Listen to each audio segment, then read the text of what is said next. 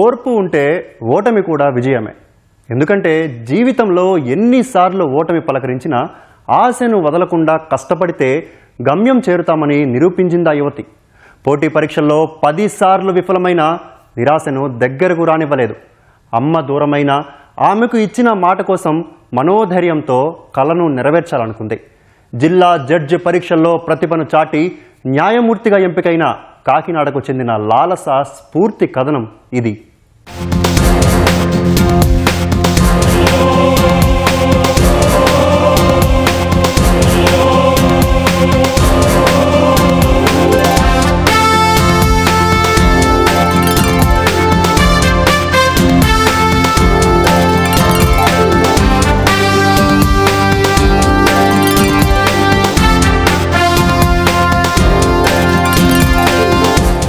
ఇన్నిసార్లు పరీక్షలు రాస్తావా?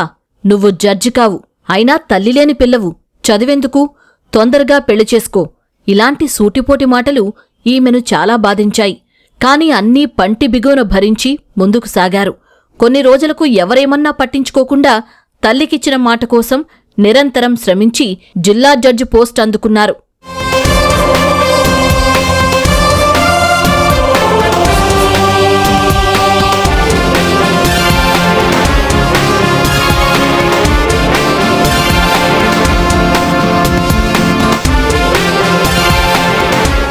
నల్లకోటు ధరించిన ఈ యువతి పెదగాడి లాలస.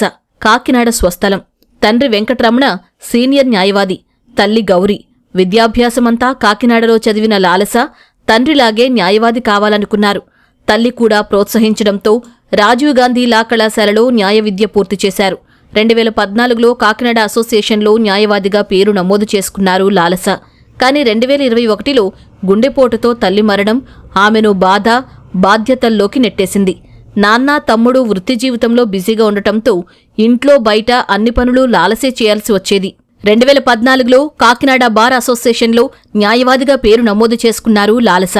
నేను కాకినాడలో 2014లో అడ్వకేట్గా ఎన్రోల్ అయ్యాను కాకినాడ బార్ అసోసియేషన్లో. అక్కడ శ్రీ లేట్ ఎంవిజే రామ్ గోపాల్ గారి దగ్గర నేను జూనియర్గా జాయిన్ అయ్యాను. అక్కడి నుంచి నేను ఆఫీస్ వర్క్ చూస్తూ, మా డాడీ కూడా అడ్వకేట్ అవడంతో 2 వర్క్స్ చూసుకుంటూ జూనియర్ సివిల్ జడ్జ్ ఎగ్జామ్కి ప్రిపేర్ అయ్యేదాన్ని. 2015 నుంచి 2024 వరకు 10 సార్లు జూనియర్ సివిల్ జడ్జ్ ఎగ్జామ్ రాశాను. మధ్యలో ఒకసారి ఇంటర్వ్యూకి వెళ్ళాను. అప్పుడు కూడా నేను ఫెయిల్ అయ్యాను. అయినప్పటికీ కూడా ఎప్పుడూ నేను డిసప్పాయింట్ అవ్వలేదు. ఏదో ఒక బెస్ట్ థింగ్ ఉంది అని అనుకుంటూ ఫెయిల్యూర్స్ నుంచి చాలా లెసన్స్ నేర్చుకుని ఫస్ట్ అటెంప్ట్లో డిస్ట్రిక్ట్ జడ్జ్ ఎగ్జామ్కి క్వాలిఫై అయ్యి డిస్ట్రిక్ట్ జడ్జ్గా సెలెక్ట్ అయ్యాను. సీనియర్ న్యాయవాది ఎంవిజే రామ్ గోపాల్ వద్ద ప్రాక్టీస్ చేస్తూనే జూనియర్ సివిల్ జడ్జి పరీక్షలకు హాజరయ్యేవారు లాలస. 2015 నుంచి ప్రయత్నాలు మొదలుపెట్టి దశాబ్దం పాటు 10 సార్లు ఎగ్జామ్ రాసినా విజయం దక్కలేదు. అయినా పట్టు వదల్లేదు. న్యాయమూర్తిగా చూడాలి అన్న తల్లి చివరి కోరిక నెరవేర్చేందుకు తీవ్రంగా శ్రమించారు. 2025లో జిల్లా జడ్జి పరీక్షకు హాజరై తొలిసారి అద్భుత ప్రతిభతో పిన్న వయస్కురాలిగానే ఆ అవకాశం దక్కించుకున్నారు. మా అమ్మగారు డిసెంబర్ 2021వ సంవత్సరంలో గుండెపోటుతో మరణించారు. ఆమె చివరి కోరిక కూడా నేను జడ్జిగా అయ్యి ప్రజలకి, ఎవరైతే లిటిగెంట్ పబ్లిక్ ఉన్నారో వాళ్ళకి న్యాయం చేయాలని చెప్పి ఆమె చివరి కోరిక. అందుకోసం నేను నా జర్నీలో ఎన్ని అవమానాలు వచ్చినా నేను అన్నిటిని ఎదుర్కొని ఆమెకి ఇచ్చిన మాట కోసం నేను రాత్రి పవళ్ళు ఇంట్లో వర్క్ చేసుకుంటూ ఒక పక్క కోర్ట్ ప్రాక్టీస్ చూసుకుంటూ ఒక పక్క నేను ప్రిపేర్ అవుతూ ఉండేదాన్ని. నేను ఎక్కువగా చదవడానికి ఇంపార్టెన్స్ ఇచ్చేదాన్ని. ఎక్కడ టైం దొరికితే అక్కడ. ఒక షెడ్యూల్ అంటూ పెట్టుకోలేదు నాకున్న హౌస్ రెస్పాన్సిబిలిటీస్తో. దానివల్ల తక్కువ టైంలో ఎక్కువ సబ్జెక్ట్ గ్రాస్ప్ చేసుకోవడం, అది నాకు బెనిఫిట్ అవడంతో నేను ఫస్ట్ అటెంప్ట్లో డిస్ట్రిక్ట్ జడ్జిగా సెలెక్ట్ అయ్యాను. ఎన్ని సవాళ్లున్నా 10 ఏళ్లు లక్ష్యంపై శ్రద్ధ చెదరనీయకుండా చదివి విజయం సాధించడం పట్ల లాలస కుటుంబ సభ్యులు ఎంతో సంతోషం వ్యక్తం చేస్తున్నారు. తండ్రి, తమ్ముడు కూడా న్యాయవాదులు కావడంతో ప్రతి దశలోనూ ఆమెకు అండగా నిలిచారు. అలానే సీనియర్ న్యాయవాది లాలస గురువు బ్రహ్మాజీ తనకెంతో సహాయ సహకారాలు, మార్గదర్శకత్వం అందించారు. 1993లో లా కంప్లీట్ చేసిన తర్వాత ప్రాక్టీస్ చేస్తూ కాకినాడ అరౌండ్ కోర్ట్స్ కూడా నేను ప్రాక్టీస్ చేసేవాడిని. ఆ తదుపరి మా అమ్మాయి కూడా నన్ను చూస్తూ తను లా చదవాలని, అలాగే తన మదర్ కోరిక కూడా లా చదివితే బాగుంటుంది అమ్మాయికి అని చెప్పి తను నాతో చెప్పడం, మా ఇద్దరం కలిసి తను లా చదివించడానికి ఇద్దరు ప్రోత్సహించడం జరిగింది. ఆ తదుపరి మా అమ్మాయి లా 2014 కంప్లీట్ చేసి తన గురుగారైన రామ్ గోపాల్ గారి దగ్గర శిక్షణ పొందుతూ నా కేసులు కూడా తను చూస్తూ ఎంతో శ్రమపడేది.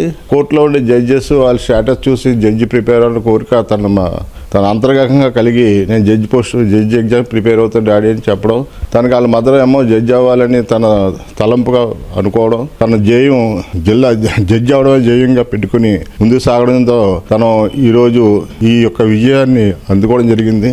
ఎప్పుడు తను ఫెయిల్ అయినా మేము ఎంకరేజ్ చేస్తూ ప్రతిసారి నువ్వు పాస్ అవుతావు, ఖచ్చితంగా పాస్ అవుతావు, సమాజాన్ని నువ్వు ఖచ్చితంగా మేలు చేయాలి, ఖచ్చితంగా నువ్వు జడ్జి అయ్యి అమ్మగారి యొక్క ఆశను కూడా నువ్వు నెరవేర్చాలని చెప్పేసి చాలాసార్లు మేము కూడా వెన్నంటే ఉంటూ సపోర్ట్ చేస్తూ ఉండేవాళ్ళం.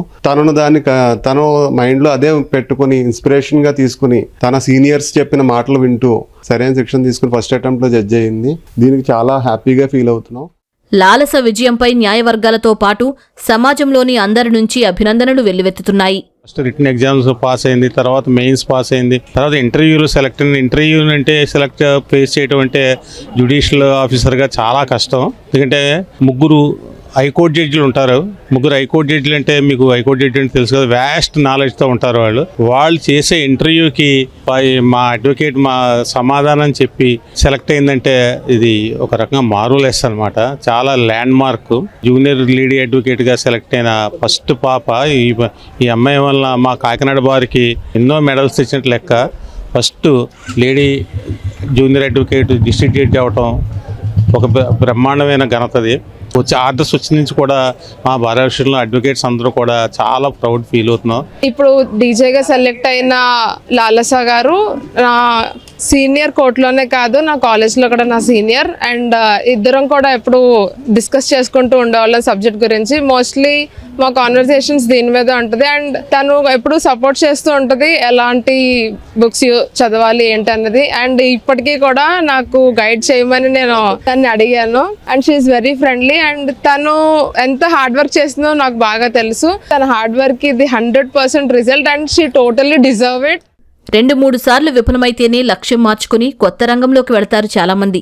కానీ లాలస 10 సార్లు ఫెయిల్ అయినా మాతృమూర్తికిచ్చిన మాట కోసం ప్రయత్నమే విజయ సోపానంగా గమ్యం చేరారు. Try and try until you succeed అనే మాటకు అసలైన అర్థంగా నిలుస్తున్నారు.